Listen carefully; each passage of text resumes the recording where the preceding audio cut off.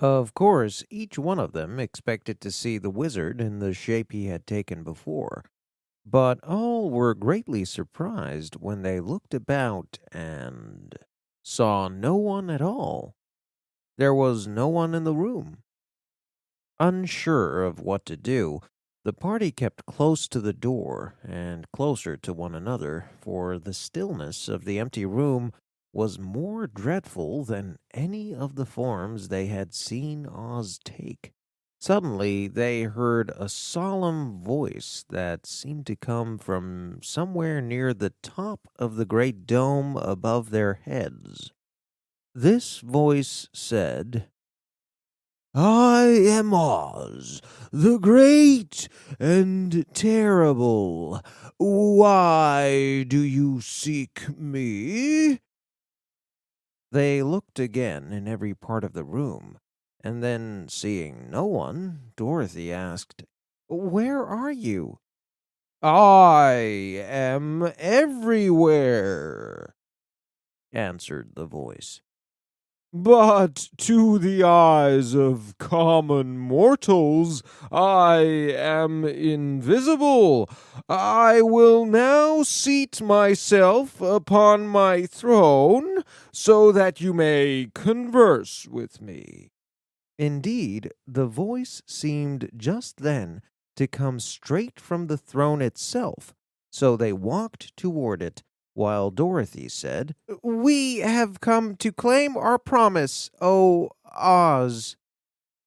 What promise? Asked Oz. You promised to send me back to Kansas when the Wicked Witch was destroyed, said the girl. And you promised to give me brains, said the Scarecrow. And you promised to give me a heart, said the Tin Man. And you promised to give me courage, said the Cowardly Lion. Is the Wicked Witch really destroyed? Asked the voice, and Dorothy thought it trembled just a little. Yes, she answered. I melted her with a bucket of water. Oh, dear, said the voice. How sudden! Well, come to me tomorrow, for I must have time to think it over. You have had plenty of time already, said the Tin Man angrily.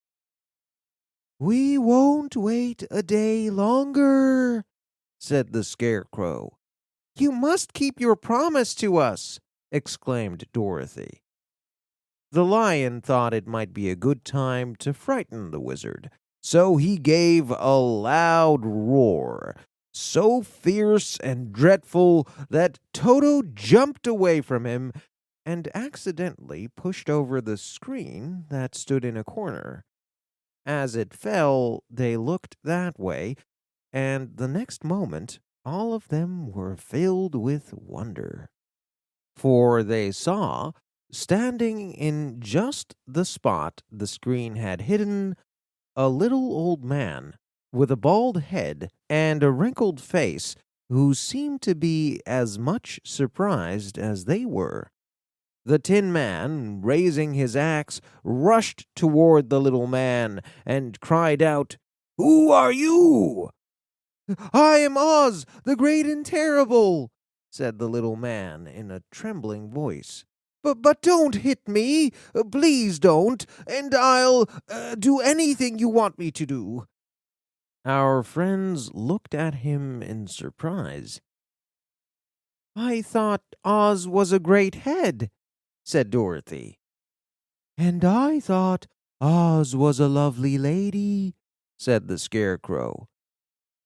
And I thought Oz was a terrible beast, said the Tin Man. And I thought Oz was a ball of fire, exclaimed the lion. No, you are all wrong, said the little man meekly. I have been making believe.